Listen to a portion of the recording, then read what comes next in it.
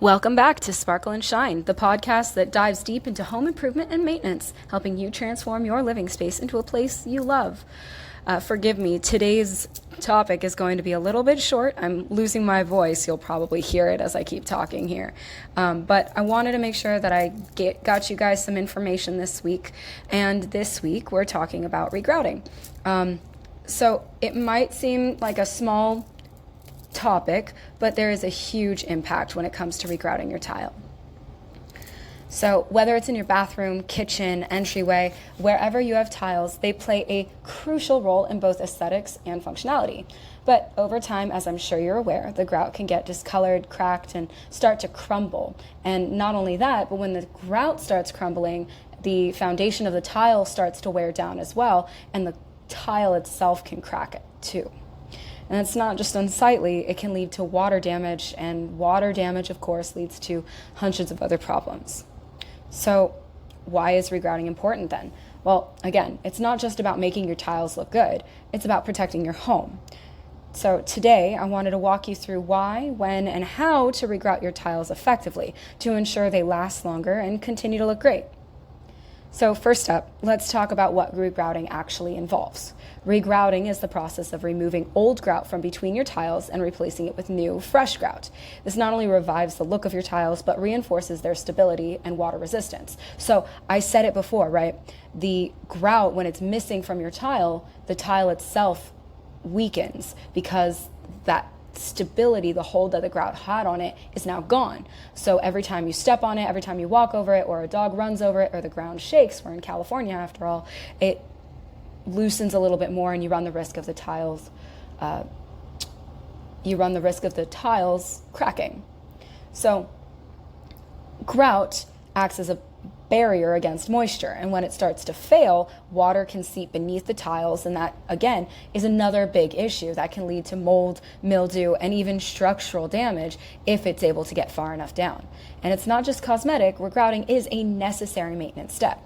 So, and knowing when to regrout is also important. Signs like discolored grout, visible cracks, and even grout that just feels soft or powdery are clear indicators that it's time to take action. So when you go to clean your grout lines and you see, oh man, I'm pulling grout out, that's probably a time for you to go ahead and book regrouting service. We'll look into how to do it.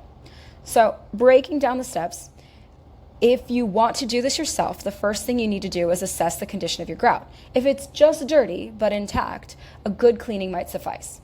So tile and grout steam cleaning is a great way to go. There are professional services like JP Carpet Cleaning Expert Floor Care that can do that for you. But if you see any of the other signs we mentioned, then it's probably time to regrout. So you'll start by removing the old grout carefully so as not to damage the tiles. There are tools specially designed for this, like grout saws and electric grout removers. You've got oscillating tools. There's all sorts of tools that you can use to remove the grout. However, many of them are power tools and do require some level of balance and precision to ensure you don't damage the other tiles. You can use other things like handheld tools that are a little more manual. But again, there's a lot of elbow grease that goes into removing those grout lines. So it's a tit for tat here. You pick one, it's easy, but you might damage the tiles. You pick the other, it's a little bit more difficult, but you will get the grout out. It's just more time consuming. Okay, so now you've got the grout out and it's time for new grout.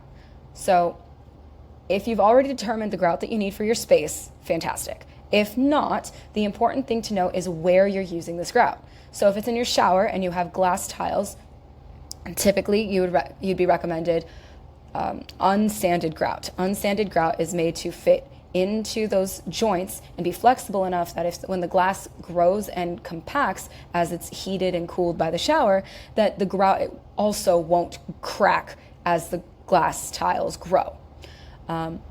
However, if you're doing very large tiles and you've got thick grout lines, you'll probably want to use something that's more of a cementitious and sanded grout. What we typically tend to use is resin-based grout, which is pre-made, it's ready to go, and for spaces like showers, it's ideal.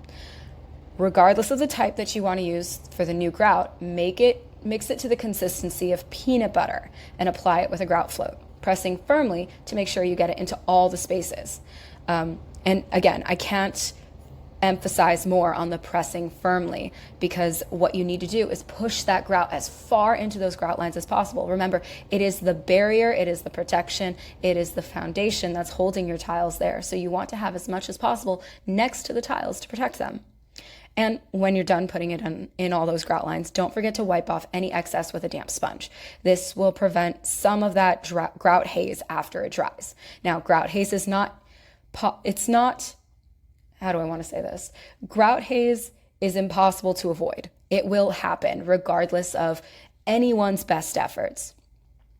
However, wiping off the excess with a damp sponge, and regularly, like every 5 or 10 minutes or so, carefully wiping it off with a very, very, very damp sponge will help to reduce the amount of grout haze you have to deal with at the end. So, excuse me, after regrouting, give your grout After regrouting, give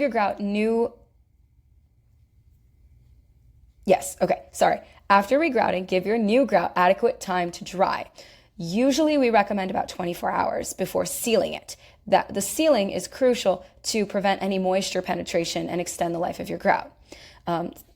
Note, though, that some tiles don't need to be sealed. So if you seal over, for example, shiny porcelain tile, you'll end up with strange marks and stuff. So when you seal your grout, make sure you get a sealer that is for both your tiles and your grout lines. If your tiles cannot be sealed, get the penetrating sealer that's specifically for your grout, and be careful to avoid the tiles. And once that's done, you're good to go. Regular cleaning and occasional resealing will help to keep your tiles looking fresh for years. So regular cleaning by yourself at home on a bi-weekly basis is good enough. Once a year, you want to do steam cleaning with a professional service. And every time you have professional steam cleaning, you want to have it resealed as well. This will keep everything all nice and clean. And then when you notice your grout cracking again, because again, we live in California, this happens, we get earthquakes, and houses are built on mountains, and things shift and move. The grout may crack again, and when that happens, you are armed with the tools to deal with it. So to everyone listening, thank you for dealing with my voice. I'm slowly losing it, but we hope that this episode helps you tackle your next regrouting project with confidence. Remember, maintaining your home is a continuous process, and each little step helps to keep it in tip-top shape. Thank you for tuning in to Sparkle and Shine. Be sure to subscribe for more helpful tips and tricks, and drop us a comment or a question. I'd love to hear from you and answer all of your questions. Until next time, keep shining.